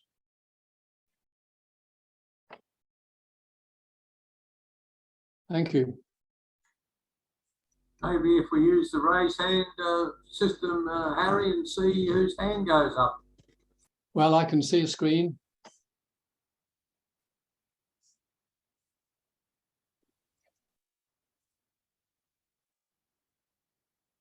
While you're stewing your question, I do want to emphasize one thing, because I'm slightly nervous about this one. We wrote to everybody with a OneDrive from Microsoft Business twice during September, and we did lead them to some guidance. Now, a key issue here is for members who retained the Outlook.com identity. And we've certainly, in iHelp, spoken to members who hadn't realized they actually had 2 OneDrives. So it's pretty important, especially if you haven't been using the desktop client app. I'll explain that in a moment. To be clear that what you're losing is the business one. And that you have to access if you are confronted with a login, or were, by the way, confronted with a login offering the work or school or personal choice, you have to choose work or school to look at the one you're losing. By now, you've lost it. But if you're in any doubt that you dealt with the right one, get rapidly in touch with iHelp, because the thing hasn't been deleted at all. The data is still there for the time being, but the data will be lost for members who've told us they don't need it.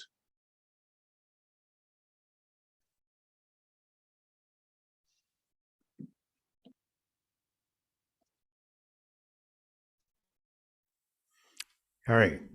Yes. A question about spaces and yes. participating. Time is of the essence for all of us these days, and we've got so many things to do. Can we voice type into spaces? I think this, I don't know the answer, and I don't, maybe others here, Greg Eden's not here at the moment. This will be a feature of the editing interface of Google Web, won't it?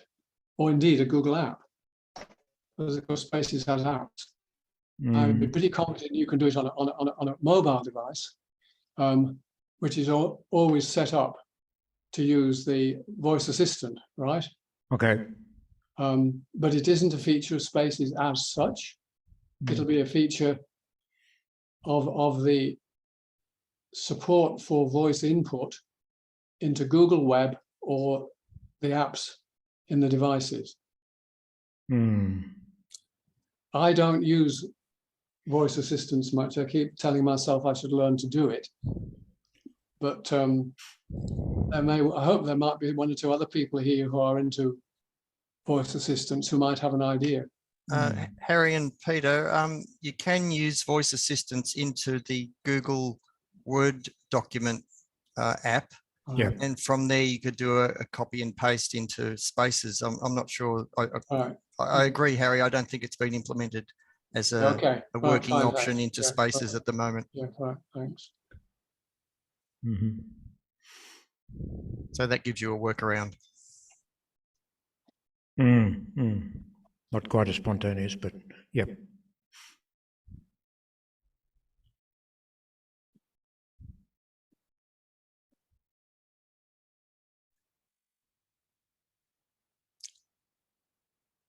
Well, I'm sorry I haven't puzzled you enough. Liv's got a question for you, Harry.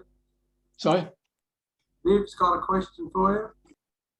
Harry, this is a general question, I guess, not necessarily about this transition.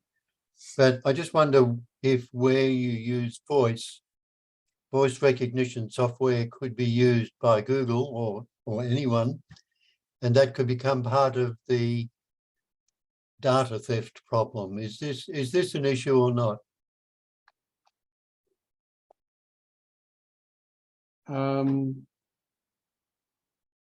I don't think what's just happened with Optus is so terrible that you start wondering if anything is safe. And some things certainly were not safe for some people. But the things that weren't safe were quite tightly defined, including, of course, items that could count for 100 points of identity or could facilitate the SIM shifting phenomenon that's been commented on in Spaces and elsewhere, whereby somebody can actually undermine two-factor authentication that depends particularly on SMS messaging. It's harder to do it if you're using the apps, apparently, the authenticators. But that is quite narrowly, even that, are quite narrowly focused. The weakness of security would depend on there being a record that could somehow be exploited. And the best I can do for that, Viv, you may, like me, at some point have been persuaded by YouGov to record your voice. Yep. Because YouGov has what one hopes is pretty intelligent software that can recognize your voice. Now, if there are recordings around, I mean, I don't know for certain. I want one of our several artificial intelligence experts who's in the room to talk to this one. I can imagine that might be exploitable. See what I mean? But you do have to think of the route whereby it gets used. To my view, the most worrying feature of what's happened here is the idea that for the unlucky people who may only number 200,000 for what that's worth out of 10 million, but you know, I think that I don't want to say I believe anything I'm reading because it keeps changing every day. Okay, that unless they go to immense trouble to change their passport and their driver license or whatever, at some time in the future, unbeknown to them, somebody will personify them and even, for goodness sake, get a tax rebate that should have gone to them. Because that particular scam exists and has happened, but not in the context so far of the Optus thing. So it's the idea that you're never safe again that I think is the most worrying aspect of it. Mm-hmm. Yep. Okay. Cedric, did you want to come in? Yes, and you just talking about voice recognition. Don't forget the ATO uses it. So, and the ATO 20 years ago when they were introducing the goods and services tax had their system hacked into very thoroughly, and I think a few tens of thousands of business accounts in the ATO were grabbed. So you can't say the ATO's voice recordings we've got in the ATO system are 100% secure. Look, David's got his hand up. I'll just say I think the ATO has outsourced its login to YouGov for what that's worth, because it's a common interface. So I'm not sure the ATO will be directly responsible for recognizing our voices anymore. I rather hope it isn't after what you said. David? I've lost you. Unmuted. Yeah, look, I'm not going to talk about the voice recognition thing, but the thing about this Optus business is there was absolutely zero need for Optus to retain that data. If you've ever gone through the authentication, the process of authenticating yourself to YouGov or what have you, they say, what's your driver's license number? I say, here it is. They go to Vic Road straight away, say, hey, does this name match this license number? Yes, it does. Tick the box. The only thing that needs to be retained is the tick. Yeah. The same with the passport, the same with all those. And that YouGov thing is quite slick. And there are a couple of other government type of things, Medibank, what have you. There's absolutely zero need for them to retain that data. And that's totally unconscionable. I totally agree. So I would have them hit with every possible penalty that's possible and class actions, the whole schmear, and set an example of them. Yeah. Isn't part of the trouble that the law says, and I got a good question that somebody must be able to answer in a moment too about this, which services require by law the 100 points of identity. But can I just backtrack from that for a moment and say, I believe whatever that is, it says for 2 years maximum. You must retain for 2 years. It doesn't say you can't retain for longer. Well, the law is an ass. Well, yeah, the law is an ass as well as but the other thing I don't fully understand is they're saying they've been using it for through the back door for commercial purposes. Now, what's that about? Well, that's exactly. I'll make 2 comments on that, Harry. Philip Lynch here. One, if you've ever tried to get a mobile or a SIM through Telstra, they actually demand to photocopy or to scan your license or passport. That's one of the reasons my wife does it for me, because I won't let them have it. And secondly, a lot of the reason they want that is because a lot of these purchases are a payment plan, so they want identification for the credit. So, but yes, the law requires 100 points for identification for bank accounts and SIM cards, but it doesn't require it to be saved. Right. Does it require to be saved? It's not required to be saved. It just needs the, as you said before, the tick. A 1-bit tick. Done. That's exactly what it is. That's what is so galling. Oh, by the way, talking about that, I went into a phone shop in Earl's Court the other day, as one does, put £10 on the counter and walked up with a SIM card. No ID whatsoever. No So identity. that's why they have in the US and UK and a lot of Europe what they call burner phones. So you can just go in and buy them. You can't nod. Yeah. I had no such luck in Sweden, by the way. That's a different story. Yeah. I have a problem with so many companies wanting you to know my date of birth. Why does Woolworths need to know my date of birth? Well, maybe if I'm ordering liquor online, they need to know I'm over 18, but they don't need to know my date of birth. So there's all this information that's being collected for no reason other than to say this person is of a certain age or whatever. Yeah. And that they are not protecting it. So what I do, I have a password manager, and for these companies, I tell them somewhere within a year, give them a date, and I put with the password, I have in the notes section, I have DOB equals whatever I told them my date of birth was. They don't need to know my exact date of birth. Yeah, absolutely right. Yeah. You do it within a year, John. I do it within 100 years. I've got some organisations with my birth date is 1901. Oh, I give myself a 57-year discount. I'm born 1/1/2001.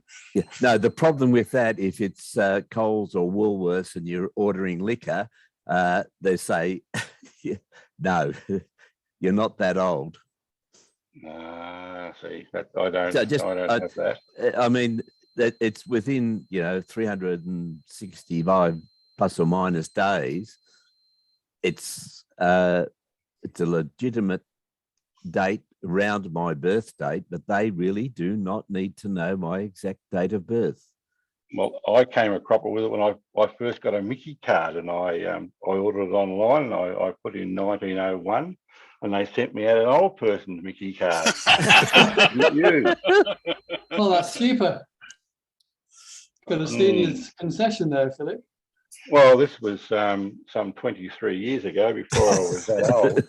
Well, you're lucky the old building come knocking on your door and have you for fraud then. Well, that's why I never used it. Yes. So, this is a mere anecdote, but I've been working through data for members' use of OneDrive, exporting things from Microsoft, and Microsoft's recording of the last used date for the OneDrive seems to give up in sometime in 2016. And so on one of the conversions I do with Excel, the members with a blank there all turn out to have last used it on the 1st of January 1900, which is quite impressive for OneDrive. Well, that's a blank date. They offset all their dates from 1st to 1st 1900. So there's nothing in there. It's day zero. It's day zero, isn't it? Right. Oh dear. So we don't have to limit ourselves. Oh, there's Peter Carpenter is now waving a very large white hand. Just on the topic of voice reconstruction, Harry, James Earl Jones' voice, who is the voice of Darth Vader in Star Wars, has just been reconstructed for the latest Star Wars episode. Yeah, I read that. That's scary, isn't it? Yeah, so it's starting already. Yes, and secondly, on the subject of identification and authentication, Steve Gibson, the security expert and SpinRite genius, the disk repairer author, he has written a system he calls Squirrel, an initialism for secure, quick, reliable login.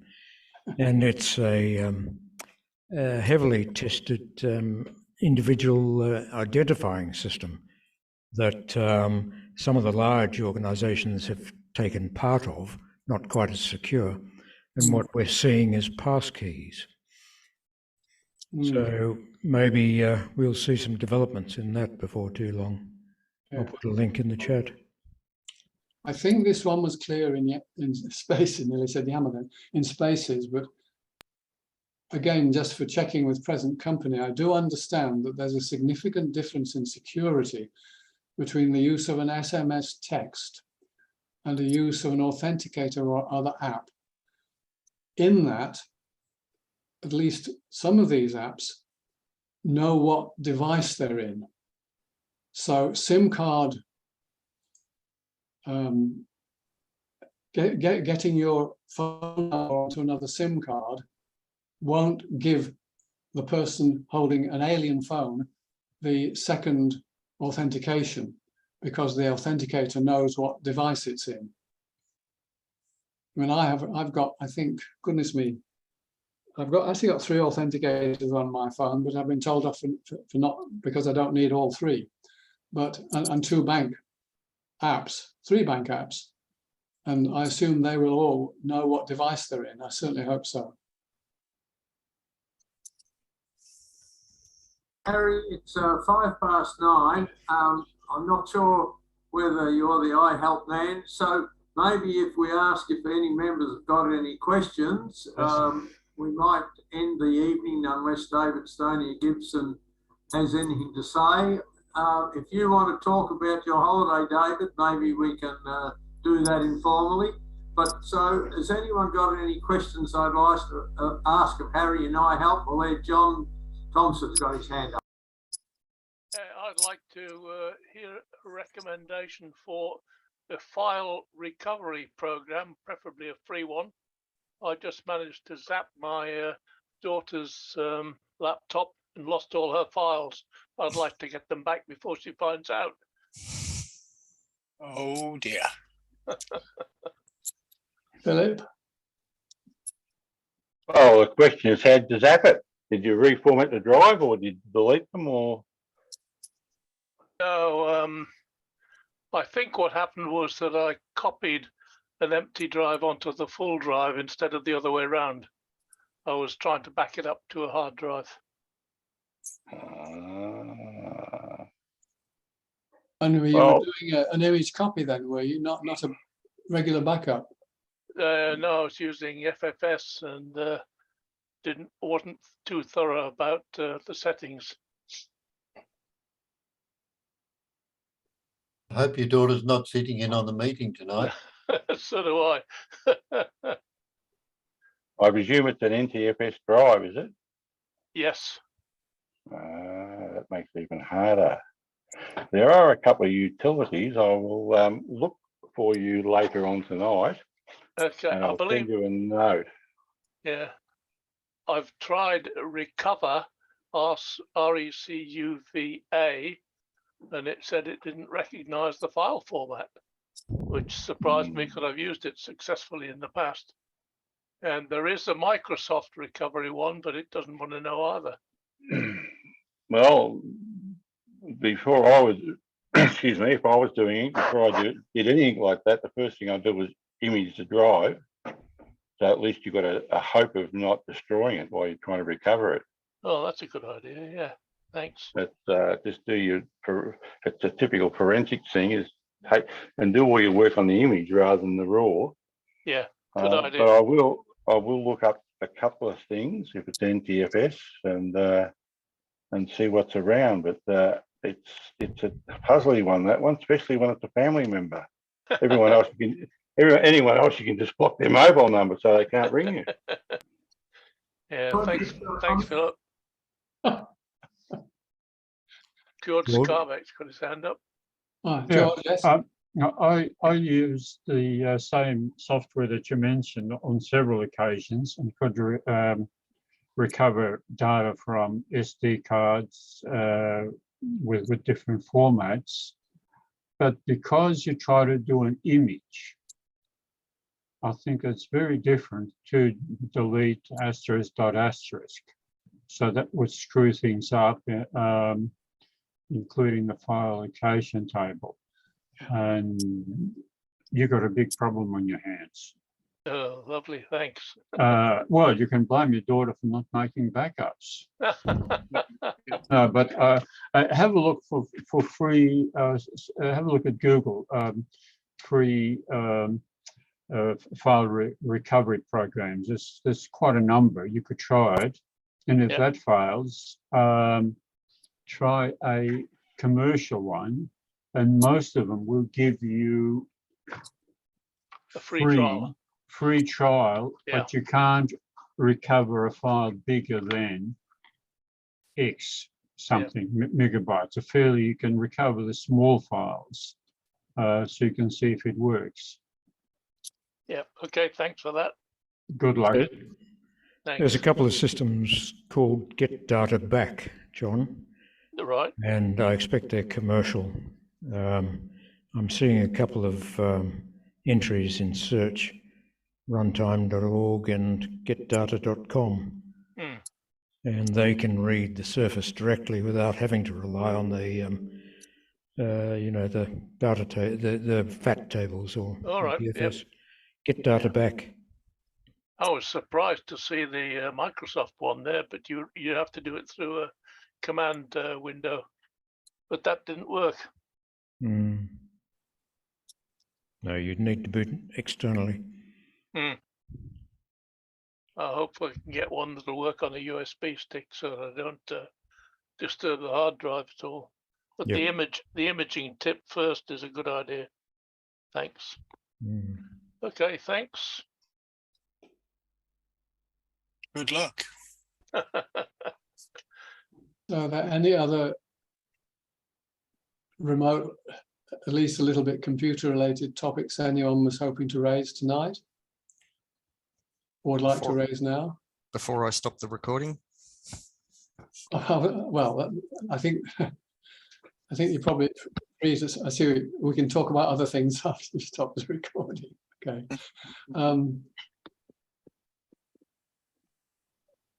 So everybody's happy, I think.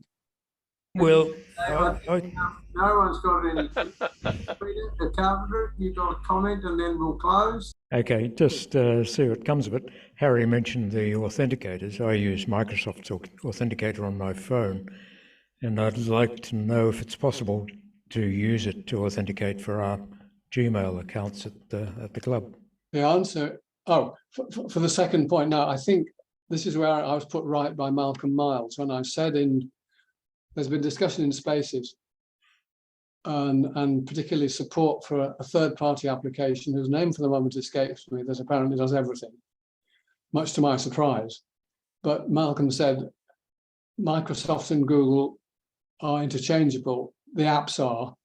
I think they work slightly differently, but either will take in the other one's washing. I think that's the position, Peter. Okay, I'll have a look. I'll have a look in Spaces. Yeah. Yeah, let's do that. Yep. Okay. It's 12 minutes past 9. I'm not sure we've got an official finishing time, but we'll close the formal part of the evening and Rob can close the recording. Our next meeting is November the 2nd. If I'm correct, that's the annual general meeting as well, David? That is the AGM, yes it is. Okay, so our next meeting will be on November the 2nd. Good night to you all. Very interesting meeting, and we'll see you all on November the 2nd. Good night.